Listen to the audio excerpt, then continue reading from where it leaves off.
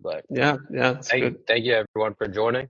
Yeah, it should be good. I guess your books out. Yeah, do you think we're good to start? Mm, yeah, I'll just make sure to keep admitting everyone. All right. This You is can make the meeting open, by the way, so they don't have to request access. all right. Just hit it. All right, good to go. All right. So let me share my screen. I actually made like a short presentation for you guys. Share the sauce. Um, Let me know if you can see my screen.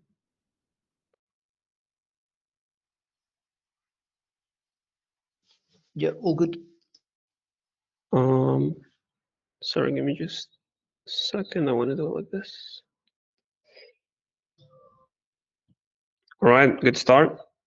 And you guys hear me well as well? Yeah. Perfect. Yeah, so this is my 10 biggest lessons I learned while scaling multiple ecom brands to million a month and beyond. So first of all, who am I and and why should you care? Who's Karlo? So a quick story about me, like just super quick. So I went from being a brokey, like a student, to running $1 million ad campaigns. I started like the kind of ecom online freelancing journey in 2021. I was just like a student. I was studying IT, um, and I was just like playing Minecraft. You know how it is. Just like living my life. And then like COVID hit. I think somewhere around that period, and I was like, okay, how the fuck am I supposed to provide for my family and like for for everyone if they lock us in, and that's when I started like realizing there's this like Wi-Fi money and you can actually make money online. So that was a huge realization, and I'm sure like almost all of you can probably relate to this journey because you probably had a similar realization at one point. Um, you went on YouTube and you like how to make money online, the basic. So that's what I did in 2021, just like trying to figure things out. Um, so I was always kind of creative. Like I always like designing stuff. I always like editing stuff. So that's what I kind of started doing. I started as a video editor. Actually, that was my like first kind of freelancing job. I was doing some editing for like Instagram theme pages and some stuff like that. And then I like very quickly I had a friend who was doing drop shipping. He explained to me how drop shipping works, and I figured out that like 90% of it is just creatives and just ads. And I was like, okay, I can still be doing like creative stuff, like designing static ads or doing videos, but I could do ads, and that was very interesting to me.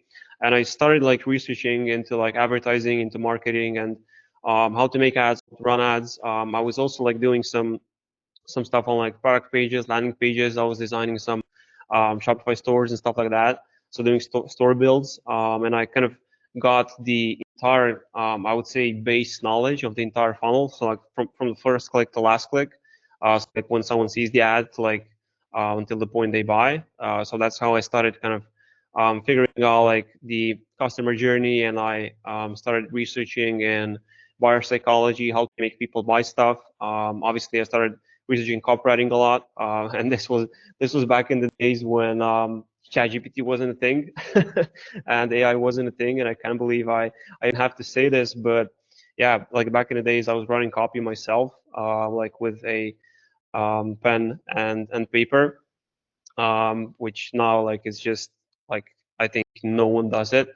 Um, so that was kind of 2022 going into 2023, and then 2023 I actually started kind of scaling, if that makes sense. My kind of own ad creative agency, which you can't really call it ad creative agency because it was just me and like 5 editors under me. So I was doing strategy for the clients and like creative strategy and coming up with that ideas and writing scripts, stuff like that, and they were just the editing. So I was doing that, and then in that process, I started learning, basics of like running an agency, running a business, how like ad creatives work, stuff like that. Um, and in the process, I met my current partners, which you maybe have seen them, maybe you haven't. Spencer Pauliu and Sean Eng. You can check them out on Twitter, on YouTube, wherever you want. So I met them, and I decided to drop everything I was building. So I decided to kind of drop my little ads creative agency that I was kind of building to go full time with Sean and Spencer to help them build Easy Media, the agency that I'm building right now, actually. So that was in 2023, and then going into 2024. So that was my 2024 last year was my biggest year of growth because then when I met Spencer and Sean, I actually realized I don't know shit.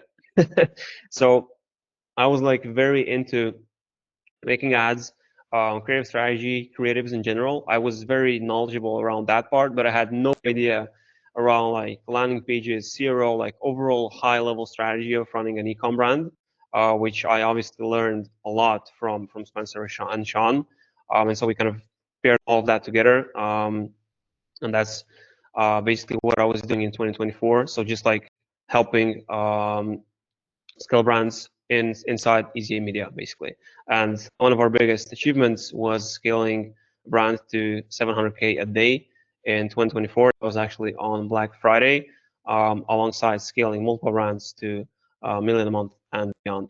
So again, this is where I spend most of my time now, running the agency, Easy Media. And for those of you who don't know, we actually have like the um, number one e-commerce community on school called Evolve, which actually helped us meet the man himself, Alex Hormozy, in January in Vegas. That was quite a nice experience. As you can see, this is Spencer, my partner. This is me, and this is us gifting him cupcakes. He liked it. So yeah, that was very good experience. But yeah, that is kind of very short about me. And now I'll just like dive into sharing top 10 lessons I learned while scaling multiple brands to a million a month and beyond. And like just in general, every lesson I learned in the past 4 years of being inside the like e-com space, advertising space, marketing space, and like just selling products online basically.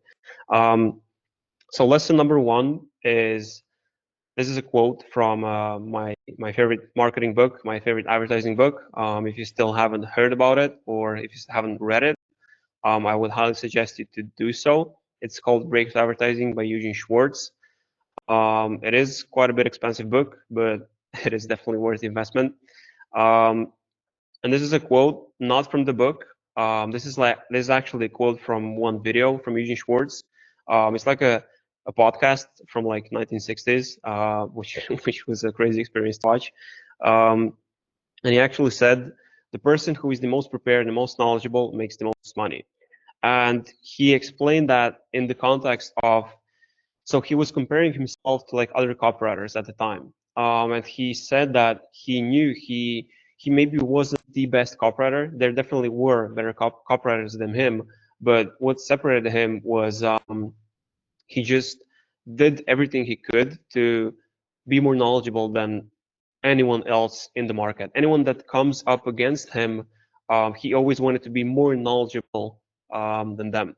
And what that means is he just did a shit ton of research on the product, on the customers, on the market, and he was very particular in getting very familiar and almost like becoming an expert for any product and any niche that you're selling in. So you need to become an expert. So like when you when you find a product you like and when you want to go with that product and you want to run it up, um, you simply just need to do hours and hours of research first before selling it. Or like you can just like you can test like I don't know how you guys test products, but you can spam test products, and then when something sticks and you actually want to go with it, you want to scale it further. That's when you really need to sit the fuck down and just do a lot of research. And I know like a lot of people are talking about doing market research and like they're talking about that's important to do, but I just know that that no one does it the way you're supposed to do it, right? Um, to give you an example, like we onboarded a client at the agency like last week in Thursday. By the end of the day, I had a market research document that's like 178 pages long. Um, that was done by AI agent, and so you can kind of implement AI. But then the most important thing is for you to actually go to that document and to read it, to study it. Like take 5, 10, 15 hours to actually read it and to understand what this market is, who are the competitors, and not just like direct competitors, like what are some other solutions to the same problem or the same desire that you're targeting with this product. You just need to become an expert. Like go on Reddit, like look what people are talking about in this niche, about this product, about this problem that they're having, about the solution, whatever. You just need to become very knowledgeable, okay? And I don't know if you guys know, but you can there's a website called Notebook LM, and you can upload like a document, a PDF document, and then generate a podcast on it. And like why I'm saying all this is because like I had a market research document done the same day. I turned it into a podcast, and like that night I was just like listening. It was like an hour long podcast, and I was just like consuming that information so I can like from day one have good understanding of what we're actually doing here, okay, for this client.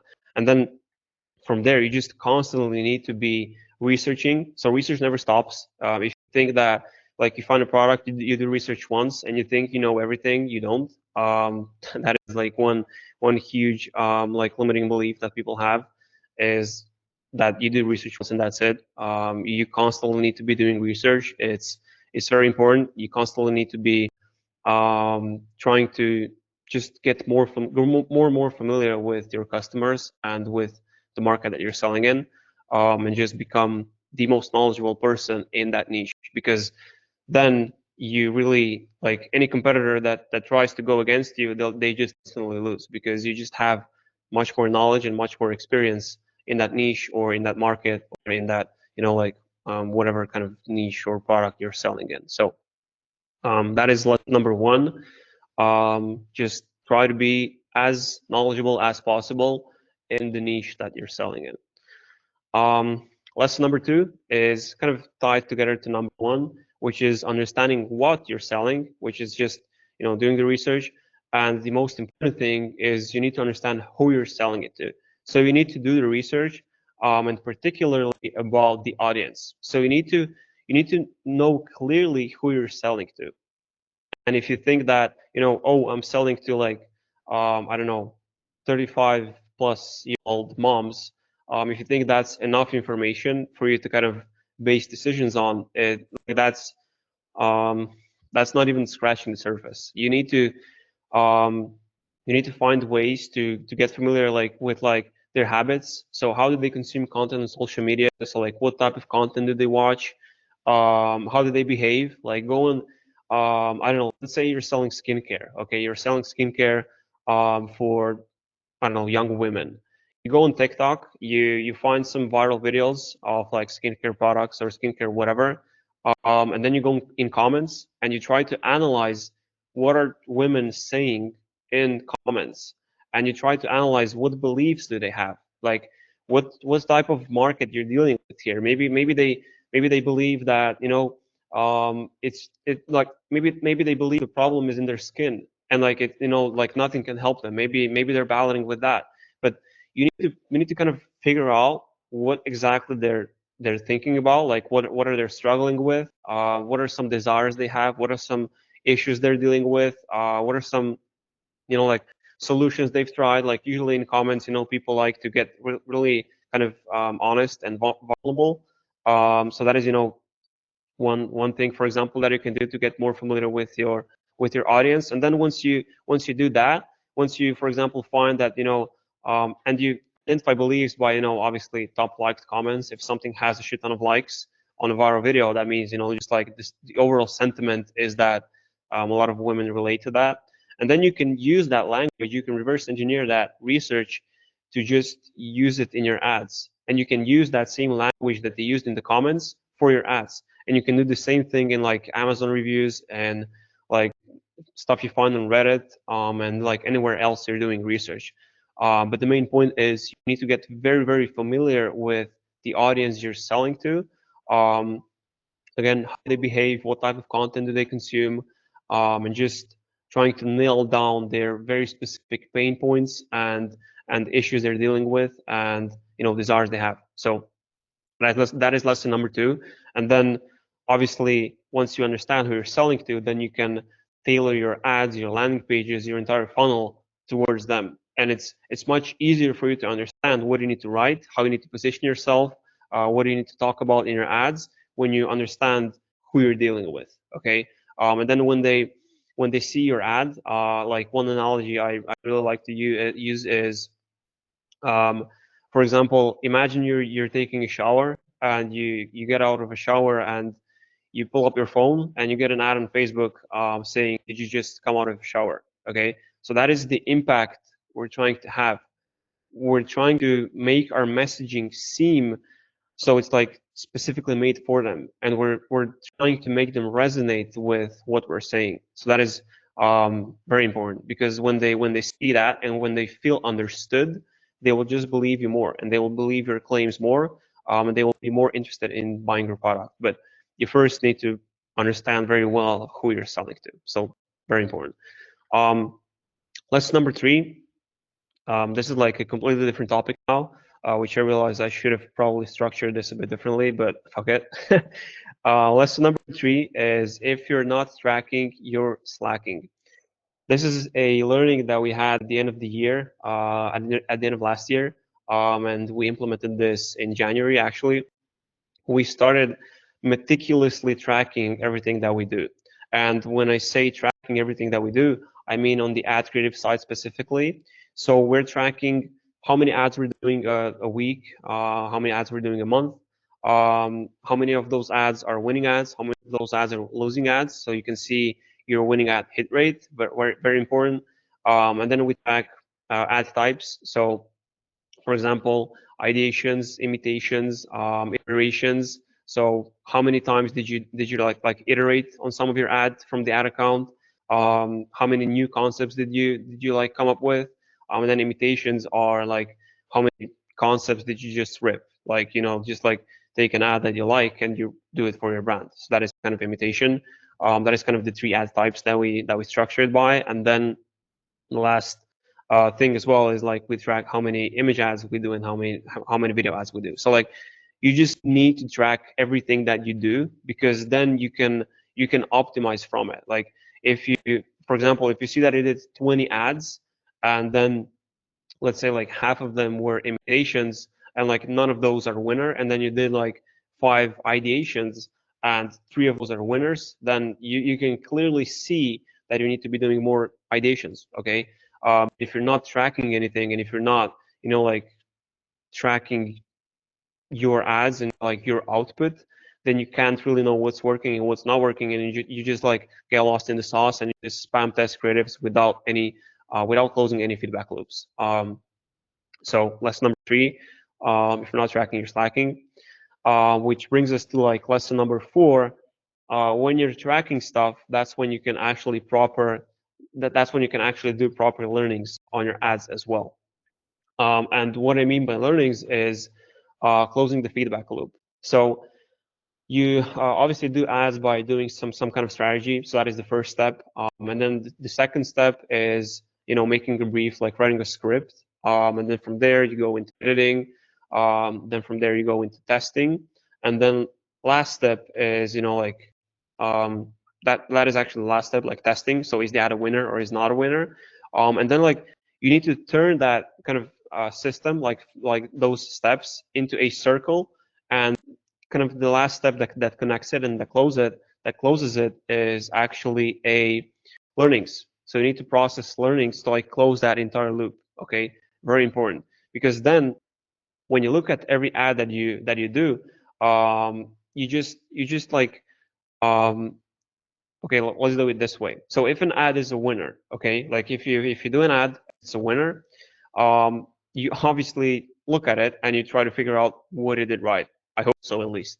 So that is like the first thing you should do when you find a winning ad. You should take the winning ad and just like take 30 minutes and stare at it, like seriously, like just put a timer on 30 minutes and look at the winning ad and try to try to make notes of why do you think this ad did well.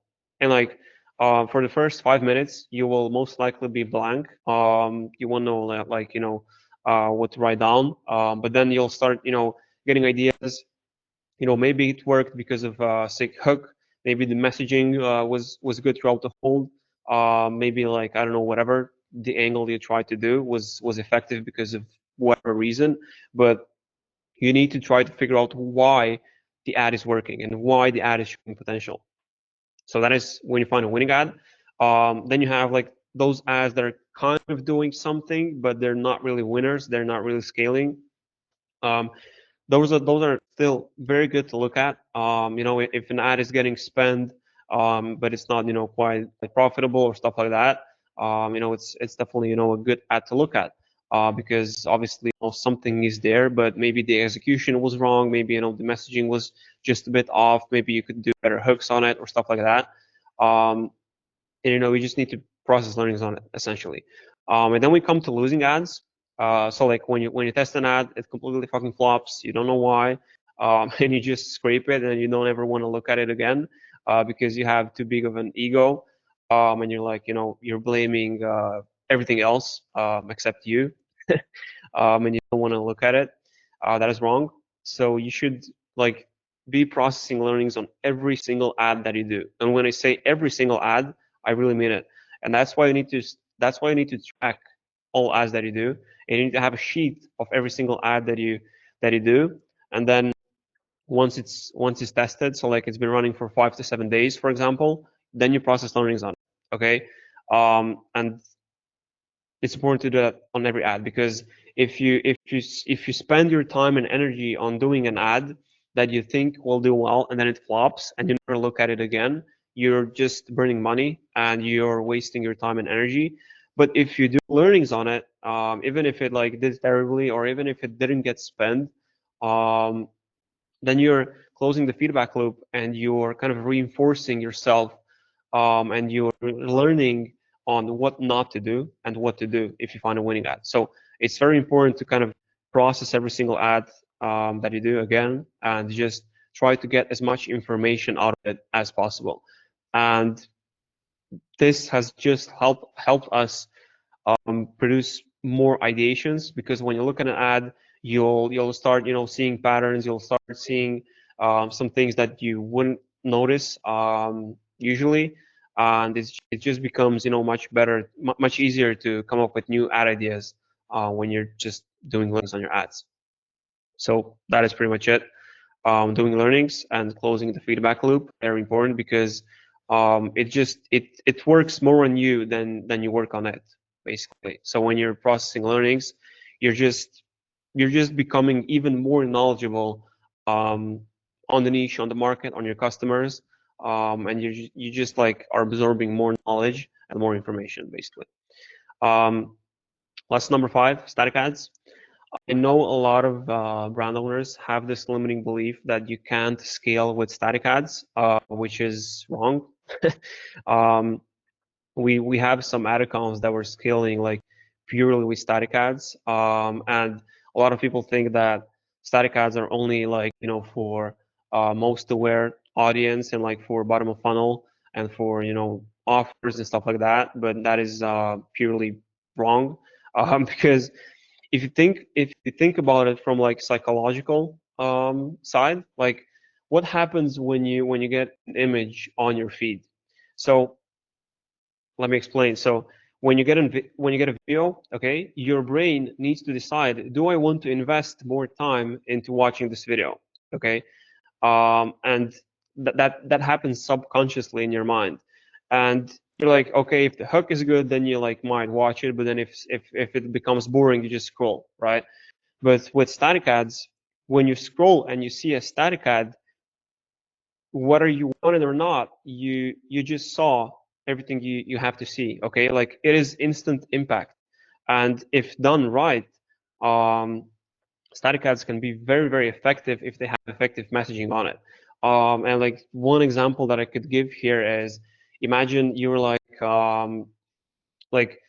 don't know, like an ad for a restaurant, like very, very kind of bizarre example, but like imagine someone is telling you about their restaurant, how it's good, how they have, sick meals, how it's, like very nice sick desserts, whatever.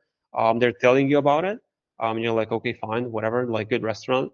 But and then compare that with just an image of like, I don't know, a juicy fucking steak, and you see that steak and you're hungry and you want to go to that restaurant because you just saw a sick fucking steak. So the same thing is with static ads. Like you can have instant impact, okay? And that's why static ads are so powerful, and that's why I mean that's not why, but a lot of brands overlook them.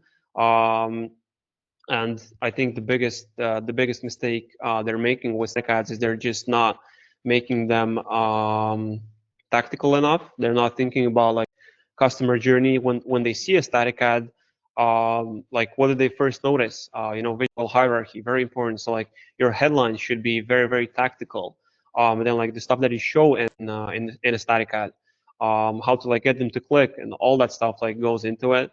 To make static ads work, you need to have very good messaging and very clear, um, very clear, not CTA because we don't have CTAs on every static ad, but like very clear intention behind it, and it has to be again made specifically for your target avatar or target persona that you're making the ad for. So that is on static ads. Like just make them. Lesson number 6 is algorithm is not the reason why your ads are not performing, or like meta or whatever. It's like 99% of the cases it's you, and it's just like kind of puts a nail on everything that I just talked about. If you're not seeing results and if you're not hitting winning ads, it is probably because something in your creative process or in your creative system is off, essentially. Something is not right. So either you didn't do enough research, you don't understand your audience well enough, or you're just executing the ads wrong. You don't have good copy. You don't have strong visuals. Like it's just mostly about you, and this is like a critical mindset that you need to have if you want to become a great marketer. You always need to look at yourself, and you always need to and I don't want to turn this into like I don't know, uh, a speech on like mindset and like how we should behave and do stuff, but it really is important when you're doing marketing and when you're doing ads to not try to like blame any outside sources for your success. It'll be much easier for you if you just blame yourself, and if you just look at what could have you done better. Um, and you'll just advance and you'll just become better much faster if you adapt this mindset. So very important. Lesson number 7 is time in the market. So I'm sure a lot of you can relate with this. Like when you have a decent day, we're back, and then the other day, like you're like, losing money, and then it's so over, and then you're break even. There's hope, and then then you start scaling, so back, and you go back and forth. And it's so like when you have more time in the market, aka when you're doing this longer and when you're just spending more time doing ads and like more time analyzing data and more time doing strategy, you realize that um, bad days are normal, and you just need to zoom out. Like it's the same as crypto. Like you can focus on like 1 minute time frame, but if you zoom out on like like a monthly time frame or like a yearly time frame, that is where the real data is, and that is what you should be looking at. And what I'm trying to say here is um, goes back to this as well. Um, like when you have a bad day, don't complain on like and like go around asking, oh, is anyone else having a bad day? Like meta is tripping, and stuff like that. Like everyone's just coping, and everyone's like just doing that. And instead, like you should just like do better ads and just like focus on controlling what you can control. Very important, and like not trying to blame again anything else for like your ads not performing and stuff like that. You're just going to be much better off if you again adapt that mindset. And that is pretty much it. like the more you spend time doing ads, the more you spend time doing research, the more you and the more ads you do, essentially, like I probably did, more than 1,000 losing ads. Like it's painful, it's it's hard, and like if you expect this to be easy, then you have a wrong understanding of like what advertising is, because it's not easy and it's not for everyone. um, and like just the more you're doing it, the better you'll become, and like more like you'll just develop an eye for what works and what doesn't. But to get there, you just need time in the market, and you just need experience, and that is just one thing of making great ads. Is you can't compare yourself with someone who's been 10 years in this industry and in this space, and like who's been making ads for 10 years. You just started your brand 6 months ago, and you think you're an expert or something, bro. Like you're just getting started. So it's like it's almost not rational to expect that you'll like see insane results and that you'll become an expert in something in a short time span. It just takes time. So you just got to trust the process, just like do the hard things, and I'm sure eventually it'll start getting easier. So that is pretty much it. Lesson number 8 is pretty similar to this one. You're always a student of the game, and ego is the enemy. And this is supposed to say that you should always be open to like other alternatives. Like when you see someone post something on X and maybe you disagree with it, but maybe they're cooking with it and maybe it works for them. So you always need to be open to like testing new stuff. You always need to be open to trying new things, testing new angles, whatever. And like that's another thing. Like if you have team members and they have an ad idea, and you think it's fucking awful, I would 100% recommend you to test it and to run it because it has happened like countless times that like we as a team did strategy, and like we were so pumped to test this one concept, it completely flopped, and then this other ad that we almost didn't run, that turned out to be a winning ad. That is very common. So like if you think you know something, you probably don't, and you're probably wrong. And it's very hard to kind of balance it, but you always need to be open to new ways of doing stuff, to like new ways of um, experimenting and just adapting new things. So that's lesson number 8. Always a student of the game.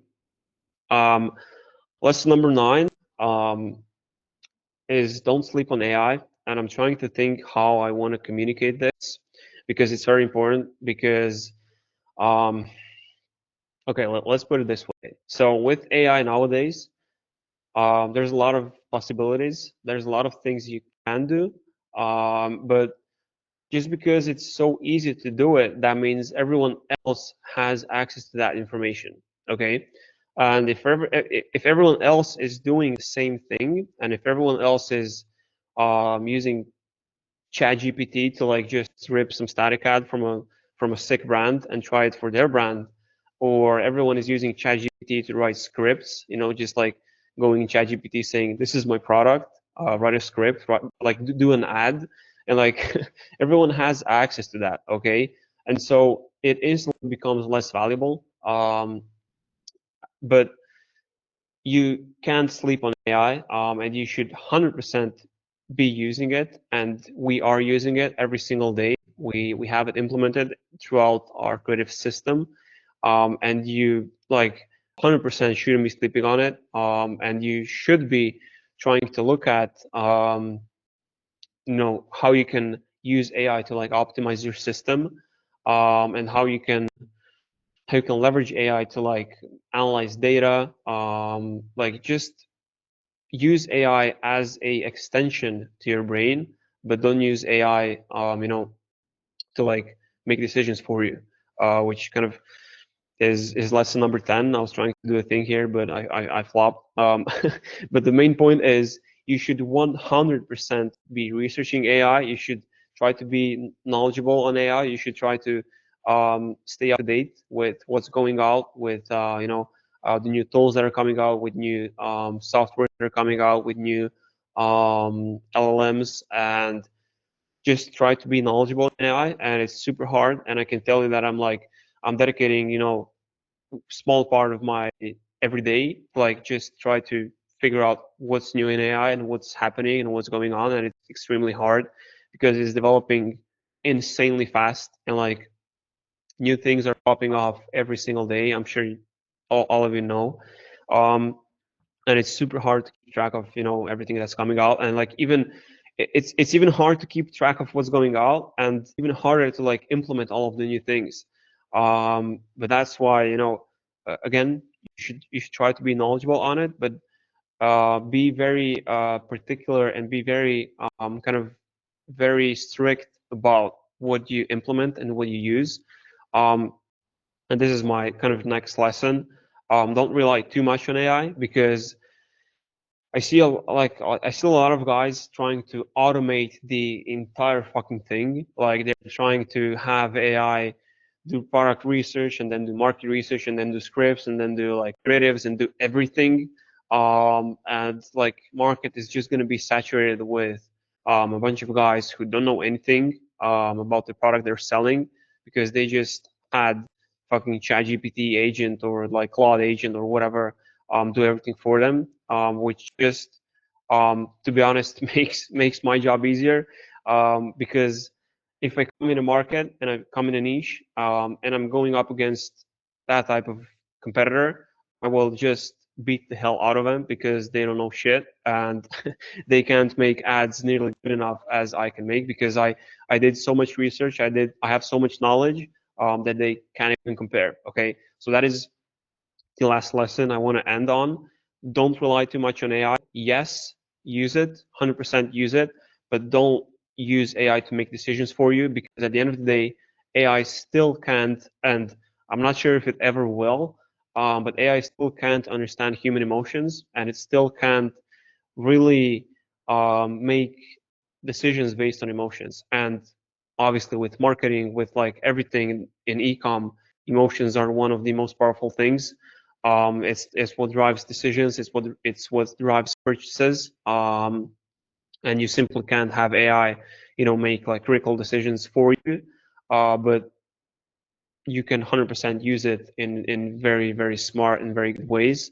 But again, you should still have as much knowledge as you can yourself, and you should still try to become an expert, because that is what's valuable. Because if anyone can use AI, and if anyone can use ChatGPT to write scripts and to take ads, then that's not valuable. But what is valuable is becoming an expert in marketing and advertising, and just becoming an expert in the field you're trying to sell in. Okay, because that can't be replicated, and that can't be taken, if that makes sense. Um, so that is pretty much it. That is what I would like to end on for now.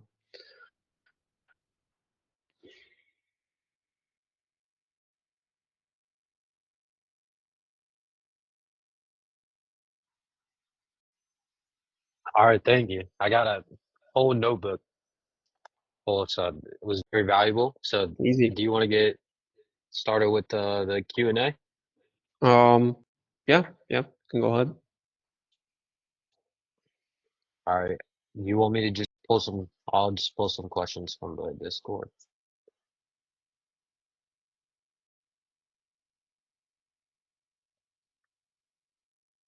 Let's see. How do you constantly come up with new high intent angle ideas? Um, so obviously it starts with research. That is, the most important thing.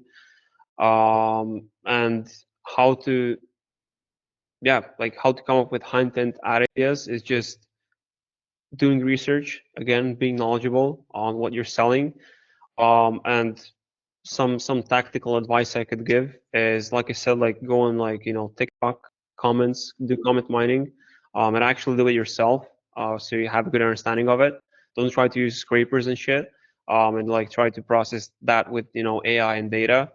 Again, you can do that, but you're just gonna get much more value and much more understanding of the entire thing from if you just do it yourself. Like on Reddit, read some stuff. And I would say, for coming up with ideas, it's very important to understand that how your brain works. So your brain has two modes essentially. So it has a conscious mode and it has an unconscious mode. And the way your conscious mode works is, let's say I want to sit down now and I want to come up with some ideas. Okay. When I try to do that, like I don't know, I sit down, I set a timer for 30 minutes, and I just want to come up with some ideas. The way my brain is going to work is it's going to think logically. It's going to try to pull information from its kind of logical side, and it's going to try to solve problems, which is not how you come up with creative ideas and with creative concepts.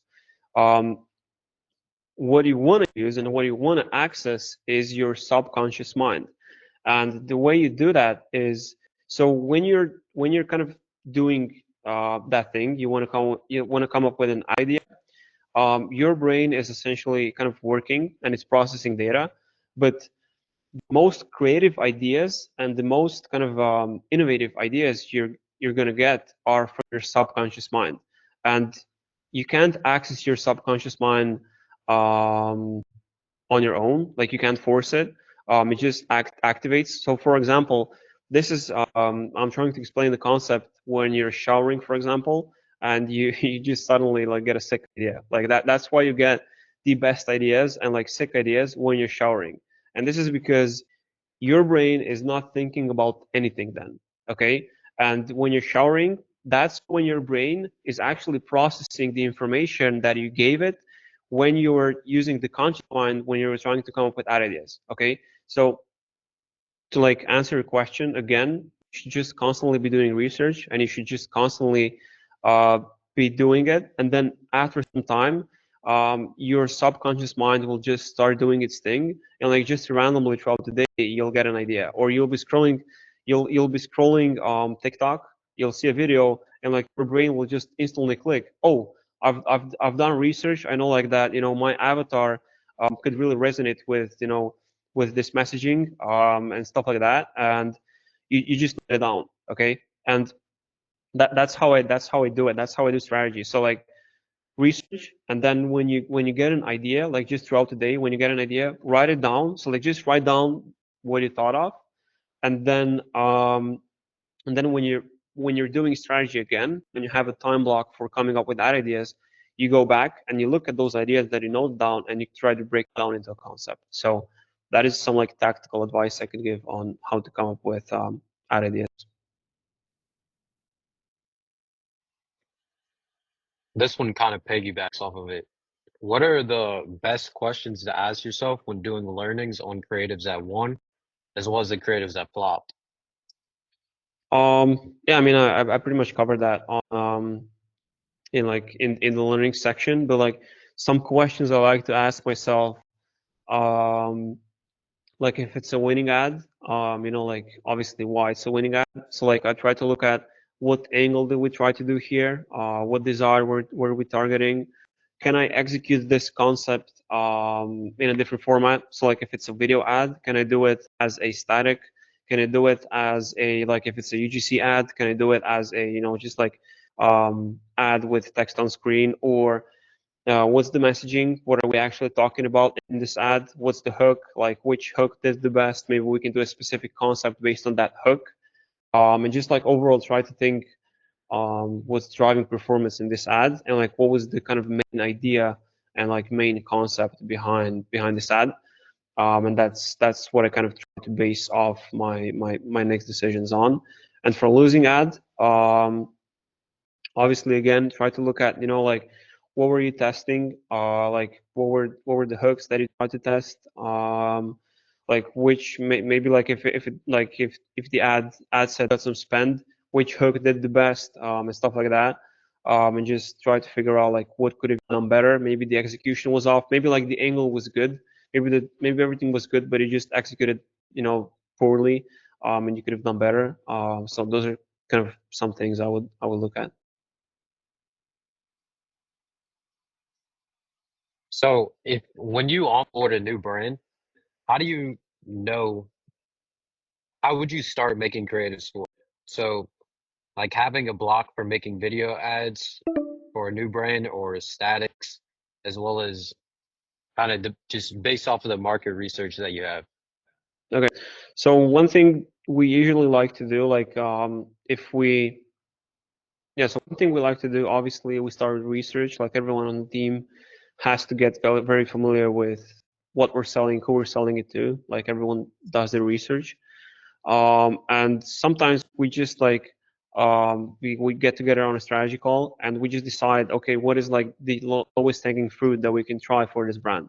So like, what are some concepts that are no brainer to us, something that we just have to try. And then like when we get that concept, we're like, okay, how do we want to execute this? Like, do we want to turn this into a video ad? Like if it's a complicated concept and we don't want to spend too much time and energy on it up front because we don't know if it's going to work yet, then we just like try to execute. Like we think, can we execute this as a static? Like, can we just have a banger headline around this concept or around this angle, and try to execute it as a static? And then if it does well or if it shows performance, then we double down on that with a video. So like we just try to figure out like what's the main desire, the main angle that is like no brainer, and that is just like lowest hanging fruit for his brand, and we just start there.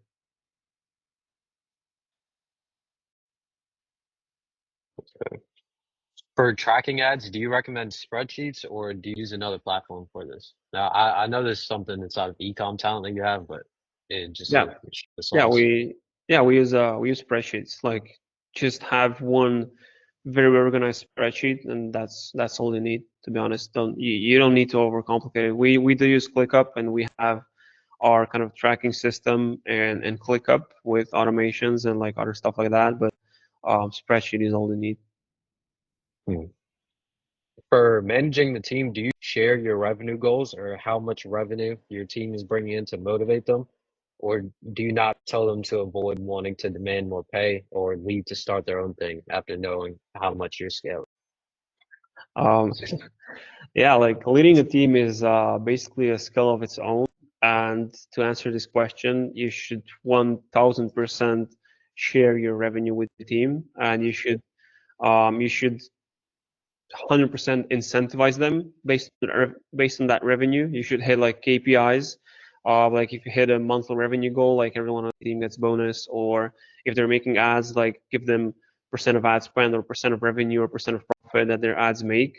And just try to make your brand, your business, an environment that they can grow inside themselves. Okay, you need to that's how you build very good teams, and that's how you build insane teams, by just having very clear incentives and by providing them with a environment that they can develop themselves in, and incentives and just like sharing revenue goals and stuff like that is very important to like have a killer team because like no like no one that's dialed and no one that's like a player is wanna work is going to work with you if you're shady and if you're keeping stuff from them. Like you're just not gonna get A players that way. Agreed, agreed. So this kind of on the ad side, what are your thoughts on upload frequency for CBOs? Do you think it's an issue, just spamming a lot of them that can affect performance? And how often should you be uploading, or does it really just depend on the scale that you're at? Yeah, it really depends on the scale that you're at. I would say anything below like anything below thousand a day, you shouldn't be spam testing. Like a rule that we had is we didn't have like any we didn't have more than three or four ad sets running at the same time. Just so we give CBO like enough time to like process the new creatives and stuff like that, and then like once once we test that creatives, if they're not getting spent, if they're performing poorly, then we just add in new. But like as you're scaling more and as you're spending more, you can definitely start testing more at the same time. Mm. All right, we'll do two more questions. So there was a tweet that Spencer put out about how you guys run your testing strategy, where each batch of creatives also has a landing page for it. Could you Yes. explain a little bit more about that? Yeah. So that is something that we implemented recently, actually, and that is something that moved the needle for quite a few brands. And it is testing landing pages the same way you test ads, basically. So for every ad that you do, like for every ad that we do, we test two landing pages with it.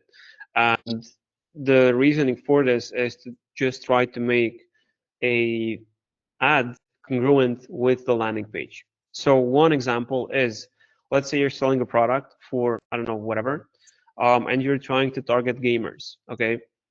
And in the ad, like you have messaging made for gamers, like whatever, you're just like talking to gamers. They click on the ad and they land on a generic product page with no congruency. It's just, some random information about the product. Um, and then compare that if they're a gamer, they see an ad for gaming, and they land on a landing page that is doubling down on that messaging, and that is speaking to gamers and talking to gamers. They will just have much more higher intent and much higher chance to convert, because they'll just feel congruency throughout the funnel, and that's been working really really good. Do you guys have a general sort of landing page structure that usually converts, or a guide that you work off of for all the offers? We don't have like a general structure, I would say. Like we obviously we test advertorials, we test listicles, we test, just like general landing pages. Like so we kind of do have a few templates. And then for every kind of ad that we do, we just pick one, like choose one that could be the most suitable. Like if it's like a more complicated ad that needs more education, then we do something like, listicle or advertorial. We do something more um bigger, and like that explains it more, that allows us to explain it more, essentially like communicate it better to the audience, so like we can educate them more before they buy. That is what I was trying to say, like educate people more. But yeah, that is like we have a few kind of I want to say templates, and then we just decide uh, how we want to do a landing page for a specific ad that we're doing it for, and then we usually just like change messaging, change some images if we need to, and that's it. Mhm. And then here's the last one, because I know this is something that you guys talk about a lot. How do you guys run your product seeding? And would you do this as well if you're running, let's say, callow data, like just a ripped product? Um, how we run it. So it's essentially very simple. Go in Instance, go in Instance and run a product seeding campaign. So for those of you guys who maybe don't know what product seeding is, you just send a product to creators in exchange for one video. So that is pretty much it. And then what we do is like we test all of those ads. Okay, so like we test all the content that we get from content creators as like raw ads. So we just cut them three ways, so they have three hooks. So we test more variations of it. And then if something performs well, we just reach out to that creator and we bring them in house on a agreement. That they make like 4 videos every month or whatever works for you, and you just put them on a retainer basically, and you can even incentivize them based on like revenue they make, or like ad spend, or whatever you want. But that is kind of how we do it. There are like two ways how you can do it on Instance. You can do it free, so like completely free, or you can do it paid, so you actually pay creators for a video. Um, we've noticed that when you're doing it free, people tend to apply to like campaigns that include like more expensive products. Like products that are over like $100, stuff like that, because it's just like bigger perceived value, if that makes sense. So like if you're dealing with um, product that's not as expensive, then I would suggest you to do like a paid campaign on Instance, and you'll get more applicants. So that is how we do it. All right, thank you. Yeah, I think after going through all the questions, that pretty much is answers all of them, as well as gives lots of context on other ones. So Cool. yeah, man, I really appreciate you hopping on the call and just sharing this with everyone. And then there's anything that you want to say, I think that's all. Yeah, I think that's it. Thank you for inviting me. Happy to share the sauce always. And yeah, that's pretty much it from my end. Of course, yeah. So everyone, I'm pretty sure all of you already follow him on X, but if you're not, definitely make sure to go do that. As well as he has ecomtalent.